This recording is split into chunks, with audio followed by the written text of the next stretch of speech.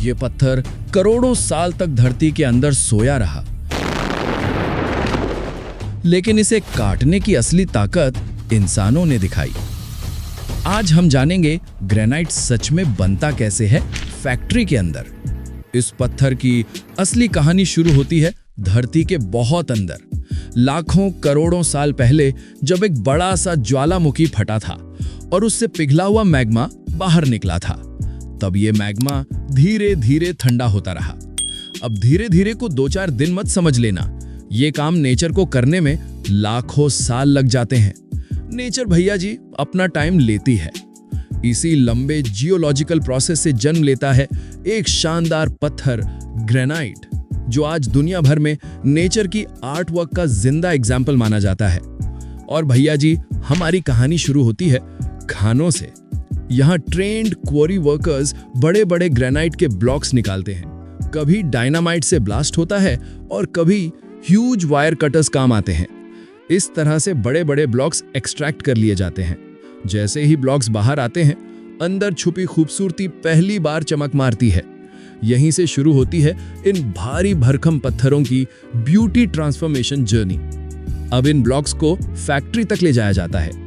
Factory पहुंचते ही makeover शुरू होता है। सबसे पहले ब्लॉक्स को कटर मशीन के नीचे सेट किया जाता है और कटिंग की मेजरमेंट ली जाती है। डायमंड टिप ब्लेड्स ब्लॉक्स को काटना शुरू करती हैं। डायमंड क्यों?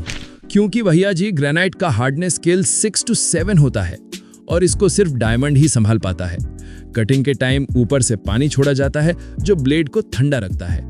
अगर ब्लेड गर्म हो जाए तो वो टूट सकता है या मुड़ सकता है। ग्रेनाइट की कटिंग लेयर्स में होती है और मशीन में 3 अलग अलग डायमीटर के ब्लेड्स होते हैं ताकि लोड एक ही ब्लेड पर ना आए। ग्रेनाइट ब्लॉक्स को काटने में काफी वक्त लगता है। 2 घंटे में लगभग सिर्फ 2 स्क्वायर मीटर कटिंग होती है। अब ये पतले चिप्स बेस से कट करके अलग किए जाते हैं और साइड से रेक्टेंगल शेप में ट्रिम कर दिए जाते हैं।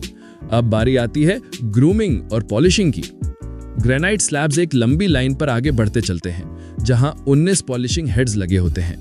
हर हेड में 6 एब्रेसिव ब्रिक्स होती हैं जो स्लैब को धीरे धीरे स्मूथ बनाती रहती हैं। रफ पत्थर धीरे धीरे शाइनी और रिफ्लेक्टिव बन जाता है। अलग स्टोन्स की हार्डनेस के हिसाब से अलग अलग पॉलिशिंग टेक्निक्स यूज होती हैं। पॉलिशिंग स्पीड लगभग 1 स्क्वायर मीटर पर मिनट होती है।